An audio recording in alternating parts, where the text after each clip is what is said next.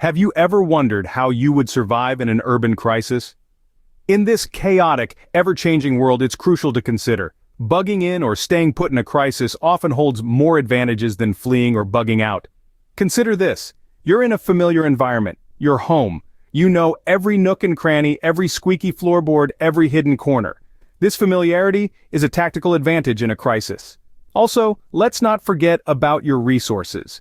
Your home is where you store your food, water, and other emergency supplies. Having these resources at hand can be the difference between life and death. Moreover, security is another essential benefit of bugging in. Your home is your fortress, a place where you can fortify and defend against external threats. So next time you find yourself in a hypothetical, or not so hypothetical, urban crisis scenario, remember this. Bugging in isn't about luxury, it's not about comfort. Remember, bugging in is about survival, not comfort. How secure is your home base when disaster strikes? The question is not if, but when, and you want to be as prepared as possible. Let's dive into the basic principles of fortifying a residence. Firstly, think about securing entrances. Your home's doors are the primary points of entry, not just for you, but for anyone who might pose a threat. Reinforcing your doors can be as simple as installing deadbolt locks or as complex as replacing standard doors with solid core or metal doors. Windows are another major vulnerability. Reinforcing windows can be done in a few ways. Security film, for example, can make your windows more resistant to shattering. If you're willing to make a more substantial investment, consider installing security bars or laminated glass. But what if an intruder gets past your defenses? This is where the concept of safe rooms comes into play. A safe room is a fortified area within your home where you can retreat during a home invasion or other emergency. It should be equipped with a solid door, a communication device, and supplies to sustain you for a short period. Remember, though, that fortifying your home is not just about keeping threats out. It's also about having a well-thought-out escape plan. This plan should identify multiple escape routes and safe rendezvous points outside of your home. Everyone in your household should know this plan and be able to execute it even under stress. Being prepared goes beyond physical fortifications. It's also about adopting a mindset of constant vigilance. Regularly inspect your home for potential vulnerabilities and address them promptly. And remember, your best defense is avoiding attention. Don't advertise your prepping activities to the world. The fewer people who know about your preparations, the less likely you are to be targeted. In conclusion, an effectively fortified home is more than just a shelter. It's a fortress, a stronghold against the chaos that can unravel in times of crisis. So, take the time to assess your home's defenses and make the necessary improvements. A fortified home can be your fortress in times of crisis. How prepared are you to manage resources during a crisis? That's a question we all need to ponder. When we're talking about urban survival, resource management goes beyond just having a stash of food, water, and medicine. It's about how well you can make these resources last, especially when the going gets tough. Before we delve into this, let's establish the essentials. Food, water, medicine. These are your non-negotiables. You need to have a stockpile of these, enough to last you and your family for at least 2 weeks. But don't just stack them and forget. Monitor your supplies, know their shelf lives, and rotate them regularly to prevent spoilage. Remember, an expired can of beans won't do you any good in a crisis. Now let's talk about efficient resource management. This involves careful planning and smart decision-making. For instance, rationing your food and water supply is a must. You can't afford to waste anything. Not when you're not sure when you'll be able to restock. When it comes to meals, plan them out. This ensures you're not only stretching your supplies, but also getting the necessary nutrients to keep your body functioning optimally. Medicine is another critical resource. If you or anyone in your family has a specific medical condition, make sure you have enough necessary medications on hand. And don't forget about basic first aid supplies. In a crisis, minor injuries can escalate quickly without proper care. Remember, it's not just about the quantity of your resources, it's about the quality as well. Invest in good quality, durable goods that will last, especially when it comes to tools and equipment. And always have a backup plan. What if your water supply runs out? Or your food gets spoiled? Having contingencies in place is a key part of effective resource management. In conclusion, resource management in a crisis is a skill that requires preparation, foresight, and diligence. It's not enough to just have supplies.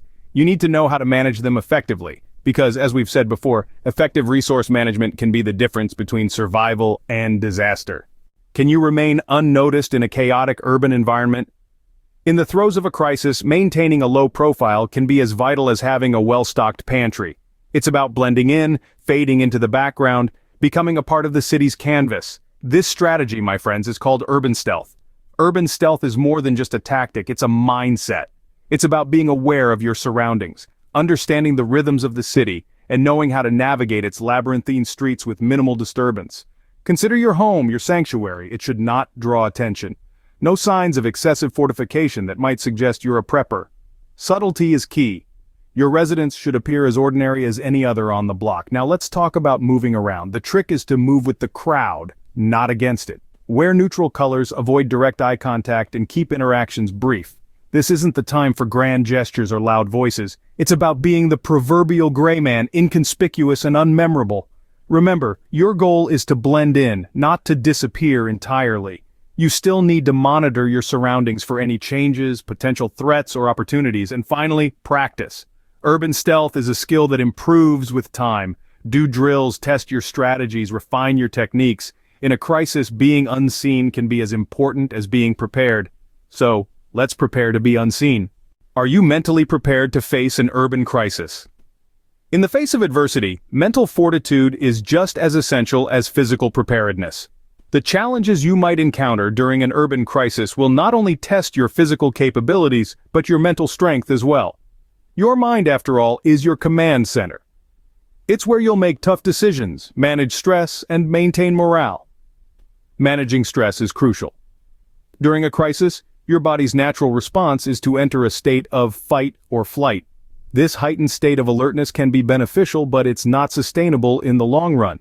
Practicing deep breathing, meditation, or other mindfulness techniques can help regulate your stress responses, allowing you to think clearly and make rational decisions. Maintaining morale is equally important. In the midst of chaos, it's easy to lose hope. But remember, positivity breeds resilience. Find ways to uplift your spirits. Maybe it's listening to music, reading a book, or simply reminding yourself of your strengths and capabilities. Making tough decisions under pressure is a skill that needs to be honed. Sometimes, survival might mean making choices that you wouldn't consider under normal circumstances. Practice making quick decisions in your daily life. The more you exercise this skill, the better equipped you'll be when the pressure is on.